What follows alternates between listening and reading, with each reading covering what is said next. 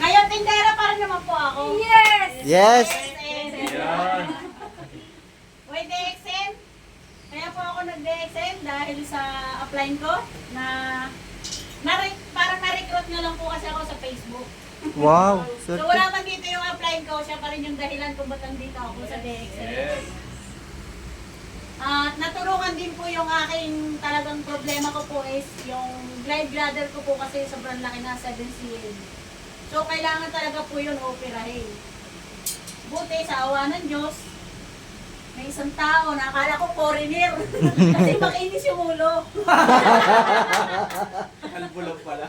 Pagkat ko, biglang nag-ano sa akin, ano pala? Pilipino pala kasi Tagalog. Pilipino pala yun. Paano pala? Yun. Tapos yun, hanggang na ano ko sa kanya, nakita niya kasi minsan nagbi-video call kami, may mga ano yung aking malat.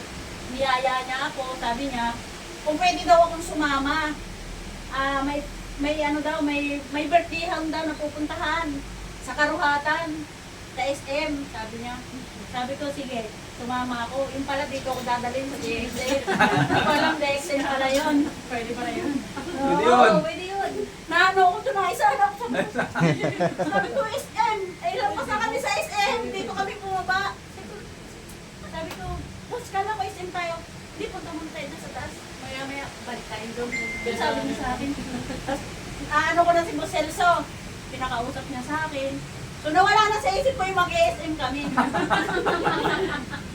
Kasi bukod doon sa gano-therapy na naintindihan ko, pwede pa pala siyang pagkakitaan. Yun. Kaya, sabi ko, okay yun. Kaya yung sabi niyang kakain kami sa birthdayhan, nakalimutan ko na yun, nawala yung gutom ko kasi naano ko sa akin.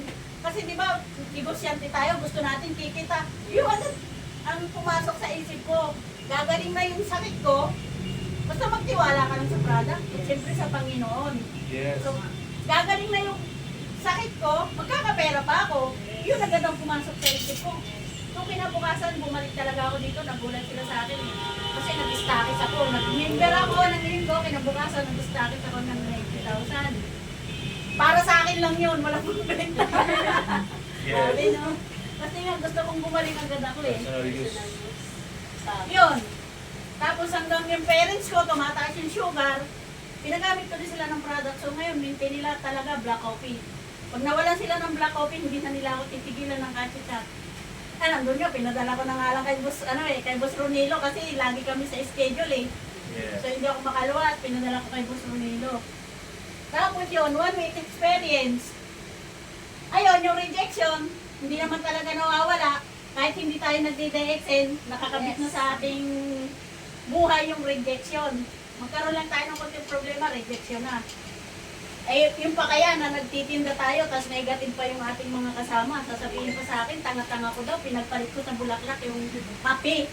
O di ba, malaking rejection yun? Yeah. Yung sabihan ng tanga-tanga. Sabi ko kayo yung tanga, di baling-baliw, wag lang tanga. Kasi sa baliw may gumagaling, sa tanga wala. Very good ah. Ayun, good news. Kahapon, sobrang lakas ng ulan, bumabaha. Lumalangoy si White Diamond sa baha. Swerte namin, sinundo pa rin kami ng ating apply na Double Diamond, no? Yes! Kahit ang lakas ng ulan. Yun, kasama ko yung aking dalawang member kahapon sa head office. Marami silang natutunan at nagulat sila. Ay, bali tatlo pala sila. Nagulat pa sila kasi pinatayo sila sa unahan. First time dinig. Yun po, ang ganda po talaga pag merong nag-guide sa ating upline. Yes. Kaya, Boss Jaren, Boss Ronilo, Boss Jay, Boss Erneo, wala man po sila rito. Nagpapasalamat po kami dahil sa pangungulit niyo po. Parang